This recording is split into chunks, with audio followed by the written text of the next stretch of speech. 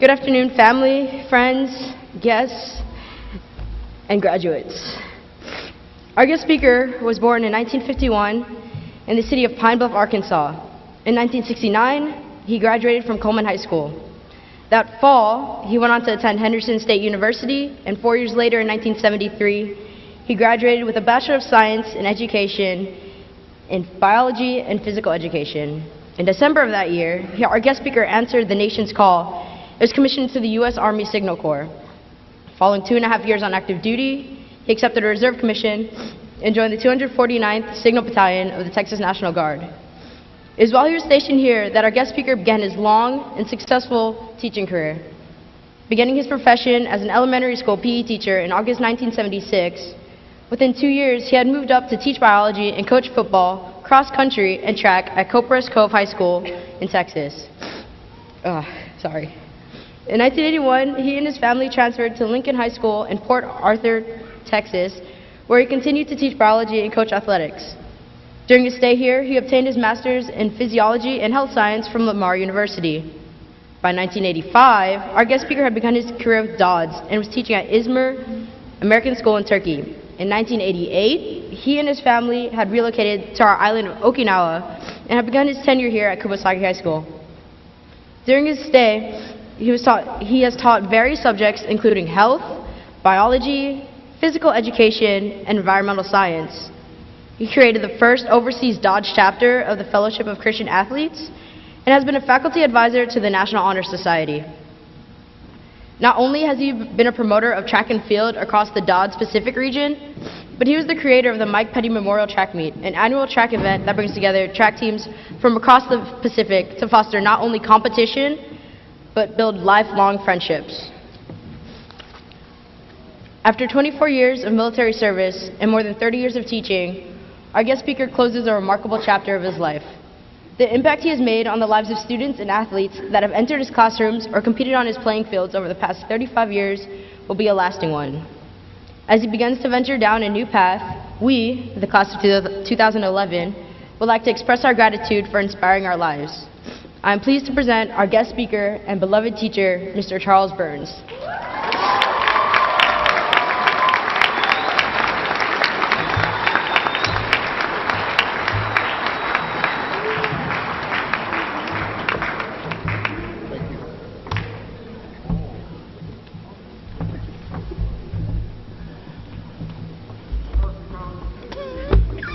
I love me too. Okay, first of all, let me explain something to you. Had Ms. Butler asked me to do this 15 years ago, there are two things that you would not be seeing right now. Number one, the reading glasses. Number two, the computer. All right, it would not have existed, or it didn't exist in my life back then. And give me just a few moments to get my computer up and running. All right, here we go.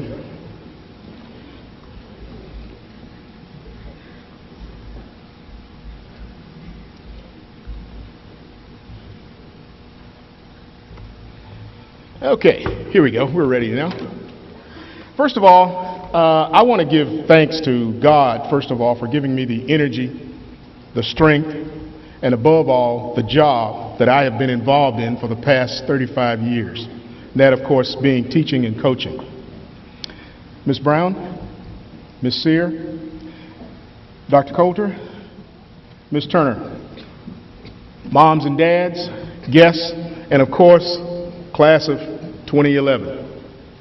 I'd like to thank each and every one of you for the opportunity to stand here today and say a few words to our graduates.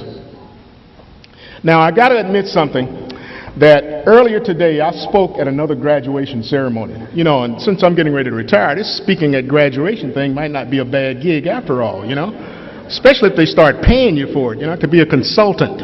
Anyway, I spoke at Zion Christian Academy earlier today. So if you are one of the ones who attended Zion's graduation and some parts of this speech sounds familiar, this is what I want you to do. Pretend as though this is the first time you're hearing it. Now keep in mind, I'm about to retire. And a person who retires, they learn one very, very important lesson. That is, find all the ways you can to not work too hard. And so what I did, I wrote one speech for 2 graduations. That's pretty smart. Another person I really and truthfully would be remiss if I didn't acknowledge her, and that's the lady who has, I consider her my main squeeze. Now, for all you folks who don't know what main squeezes are, that's old school, okay? And by the way, you new school folks, let me remind you of something. If it hadn't been for old school, you would not exist, okay? So there's no new school without old school. Anyway, she has been with me as my helper, my mate, my encourager, and like I said, my main squeeze for 39 years. That's my lovely wife, Joyce. Joyce.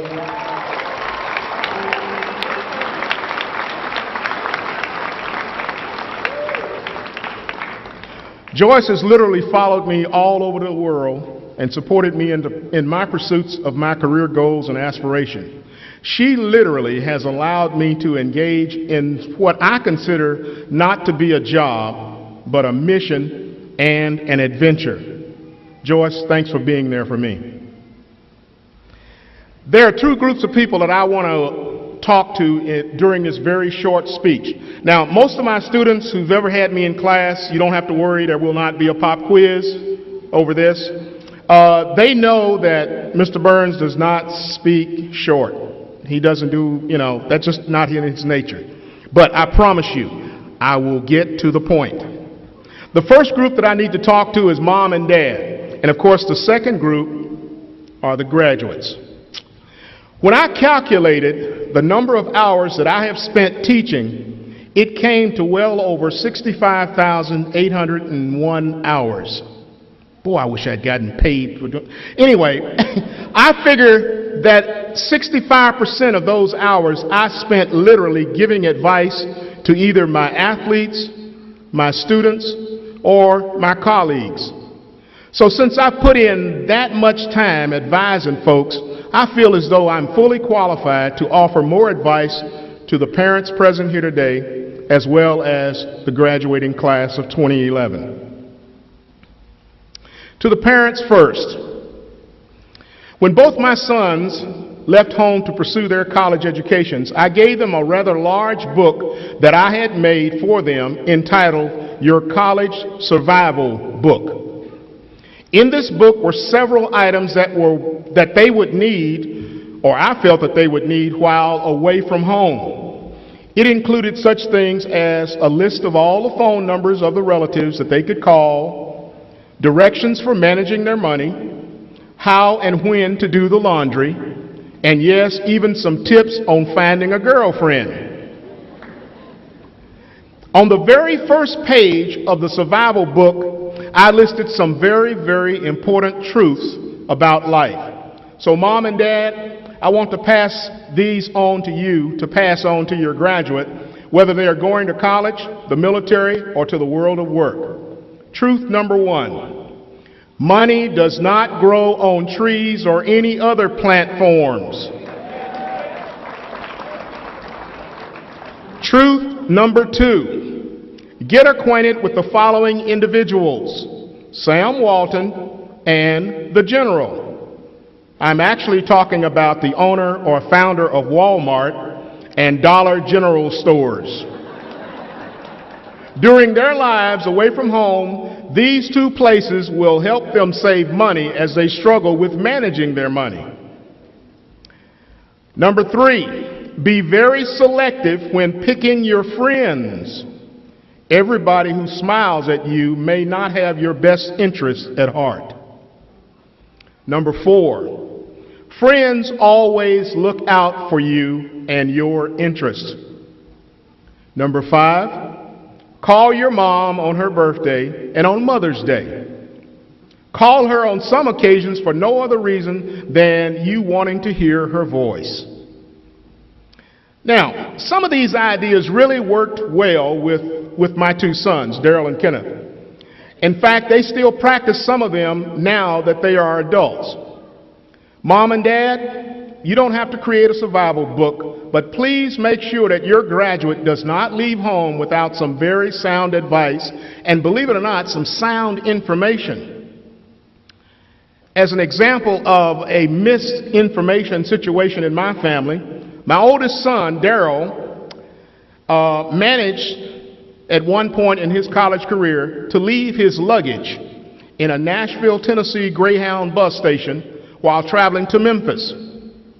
Now, he left that because of a lack of knowledge, a lack of information. Dad didn't do his part. He left his luggage because he had never traveled using a bus. And he thought that the buses were like the airlines. You know, when you check your luggage in at the airline counter, you don't see it anymore until you get to your destination. Well, our friend Daryl decided that, well, that's probably the way the buses operate too. And Daryl had no earthly idea that on the bus systems, the passengers must pick up their luggage and put it on the bus. So, needless to say, after spending a lot of money replacing his underwear, his t-shirts, his socks, and a few other things, I let Daryl in on the little secret. Daryl, when you ride a bus, you got to put your luggage on the bus itself. They don't do it for you. Anyway, I left that part out of the survival kit, so that's okay. He'll forgive me for it. Now, graduates, and let me turn and face you guys. First of all, congratulations on reaching this milestone in your lives. You should think of graduation as not an end, but just the beginning. Life will shift into high gear from this point on. In fact, it seems like it was only a couple of months ago that I was sitting at my graduation waiting for the speaker to finish and for the handing out of the diplomas. Well, that was actually in May of 1969. That's a little bit longer than a couple of months, I'm pretty sure. All right? Back then, the computer was something that you read about, but nobody in my neighborhood owned one. Color TV. Oh, yeah, they were sold at stores, but nobody could afford to buy one. The internet wasn't heard of. We only looked at 3 channels on the TV. And by the way, our TV was black and white. Cable TV? What's that? We didn't know about that. So times have really changed. Things have really changed. Some of these changes have been very, very positive changes for us, and they have really advanced and improved the human existence on this planet. Then there are others that have changed our lives for the worst. As you embark on the rest of your journey through life, I want you to keep a few things in mind. Number 1, people are more important than things, so treat all of them with loving care. Number 2, life is not fair, so get over it and get on with your life. Always call your mom on her birthday, on Mother's Day, and sometimes just to hear her voice. Remember who you are representing in all your efforts and activities. You are now part of a long green and white line called Kubasaki High School graduates, and they stretch around the world. So remember that. And remember your family. You're representing them too as well. Stay in touch with your classmates. This is a lot easier for you than it was for me back in 1969. Back then, Facebook, Twitter, texting, cell phones, those things did not exist. So communication with each other should be fairly easy for you. The next little life tip. Whenever you start something new, remember to see it through until you complete the task. In other words, don't quit. With that idea in mind, I want to share something that I first heard when I was 5 years old. My Sunday school teacher read this to all of us who were in her class that day. Mrs. Duncan, who has long since passed on, words hold as true today as they were back then. The title of this poem that I'm going to share with you is called Don't Quit. And it is a good stopping point for this relatively short speech from Mr. Burns. I'm pretty sure that some of you are sitting there right now thinking, come on, coach, hurry up so we can get to the diplomas. But anyway, take a few more seconds and let me give you Don't Quit. When things go wrong, as they sometimes will, when the road you're trudging seems all uphill, when the funds are low and the debts are high, and you want to smile but you have to sigh, when care is pressing you down a bit, rest if you must, but don't you quit. Life is queer with its twists and turns, as every one of us sometimes learns. And many a failure turns about when he might have won had he stuck it out. Don't give up though the pace seems slow. You may succeed with another blow. Often the goal is nearer than it seems to a faint and faltering man.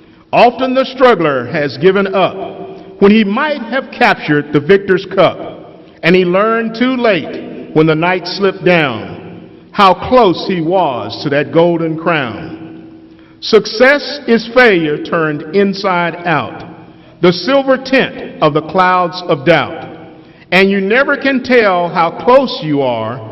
It may be near when it seems so far. So stick to the fight when you're hardest hit.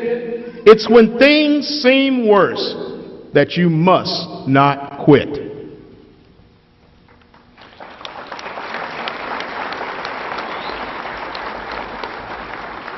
Finally, class of 2011, congratulations. As I retire from the profession and open up a new chapter in my life, please be aware that if you ever find yourself in the central part of the great state of Arkansas and you need a place to stay, well, give me a call or send me an email. I will give you a list of fantastic hotels in the area. No, I'm just kidding. Just joking. You will have a place to stay at the Burns' house. Please call ahead first because we don't want you to be surprised. May God bless you, may God be with you, and Godspeed in your future endeavors. Thank you very much.